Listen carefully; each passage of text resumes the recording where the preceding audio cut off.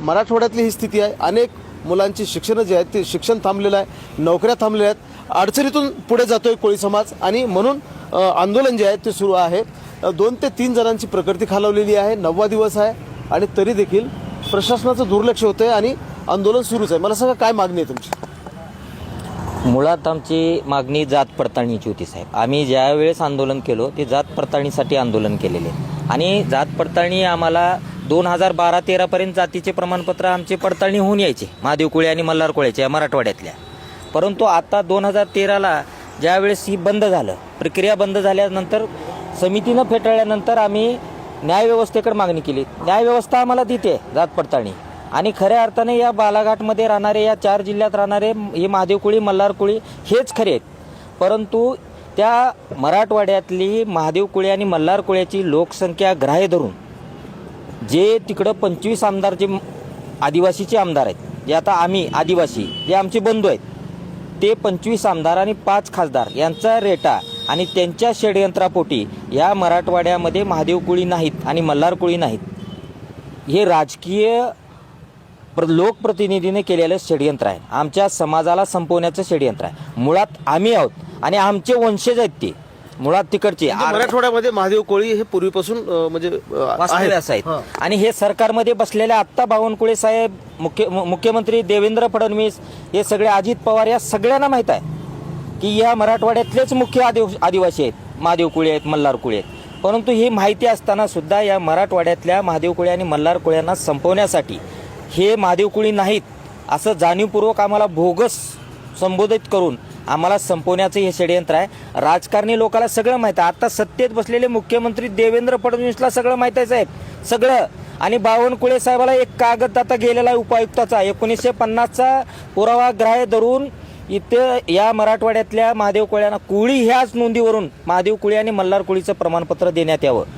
अर्ध्या महाराष्ट्रामध्ये कोळी या नोंदीवरून महादेव कोळीचं प्रमाणपत्र मिळते, मल्हार कोळीचं प्रमाणपत्र मिळते, टोकरे कोळीचं मिळते, ढोर कोळीचं मिळते, डोंगरे कोळी समाजाचे ज्या उपजाती आहेत त्याचे प्रमाणपत्र जे आहे ते तातडीने इश्यू व्हावेत, अन्यथा महाराष्ट्रातून कर्नाटकामध्ये राहायला जाण्याची परवानगी द्या।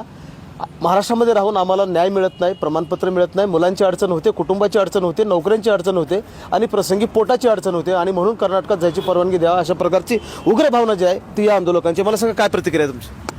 कसं आहे, गेल्या अनेक वर्षापासून आमची मागणी आहे। सगळ्यात महत्त्वाचं हा लढा 40 ते 45 वर्ष झालं जर आमचा जातीचा प्रश्न सुटत नसेल आणि आमच्या जातीसाठी जर एवढं वाईट वेळ येत असेल तर या महाराष्ट्रात राहून काय उपयोग आहे?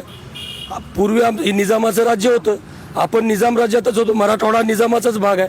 मग आम्ही भारतामध्ये निजाम नंतर समावेश झाला मराठवाडा, पहिला आम्ही भारतात नव्हतोच। तर एकच म्हणायचंय, जर आम्हाला ह्या कर्नाटकाचा भाग म्हणजेच निजामाचा मराठवाडा भाग जर इथं जातीचं प्रमाणपत्र मिळत नसेल, सुरळीत व्हॅलिडिटी मिळत नसेल तर मग महाराष्ट्रात राहून काय उपयोग आहे? सगळे महाराष्ट्राचे आम्हाला कुठल्याही सवलती नको, या राज्यपालांनी, या महाराष्ट्राच्या राज्यपालांनी सरळ आम्हाला कर्नाटकात राहायची परवानगी द्यावी, असं आम्ही सरळ जाहीर सगळे ठराव ग्रामपंचायतीचे घेऊन आम्ही मागणी करणार आहोत। 85 वर्षाचे नागरिक आहेत जे या उपोषणामध्ये सहभागी आहेत, त्यांची प्रकृती खालावलेली होती, उपचार घेतला आणि पुन्हा आंदोलनामध्ये सहभागी झाले आहेत। मला सांगा काय मागणी आहे? काय आमच्या महादेव कोळी प्रमाणपत्र आमच्या ह्या लेकरा बाळाला बिलाहाट मिळावं साहेब, ही माझी मागणी आहे। मी 40 वर्षानं मी अशिक्षित माणूस राहून उपोषण त्या लातूरला सुद्धा केलं, ह्या निलंगा तालुक्यात त्या नदीत केलं, त्या अहमदपूरला तलावात पडलं। कोळी समाजाचं जर प्रमाणपत्र मिळत नसेल तर मग कुठल्या जातीचं आवडेल तुम्हाला? मला ह्या शासनानं ह्या महाराष्ट्रात जी बी कोळी सोडून दुसरी जात आहे ते कुठली बी दे म्हणावं। आमच्या आईबापानं आम्हाला जन्माला घालून कोणाच्या तुम्ही तर कोळ्याच्या म्हणून सांगितले, आम्ही कोळी म्हणून मागतो आणि गावाला जर कोळी नाही ठरवायचं तर तेव्हाच्याच मनावर आम्ही कोणाला जन्माला ते तेव्हाच्याच मनावर देऊ। म्हणजे पिढ्यानपिढ्या आम्ही कोळी आहोत, महादेव कोळी आहोत आणि म्हणून प्रमाणपत्र मागतोय आणि जर सरकारला ते द्यायचंच नसेल तर मग सरकारने ठरवावं की आम्ही नेमके कोणत्या जातीचे आहोत। प्रश्न छोटा आहे पण प्रशासनाच्या दुर्लक्षामुळे मोठा होत चाललेला आहे।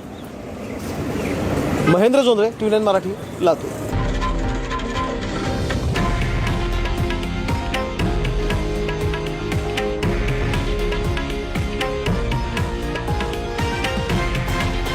हे आहे देशातील नंबर 1 न्यूज नेटवर्क आणि आपण पाहत आहात TV9 मराठी, एकमेव.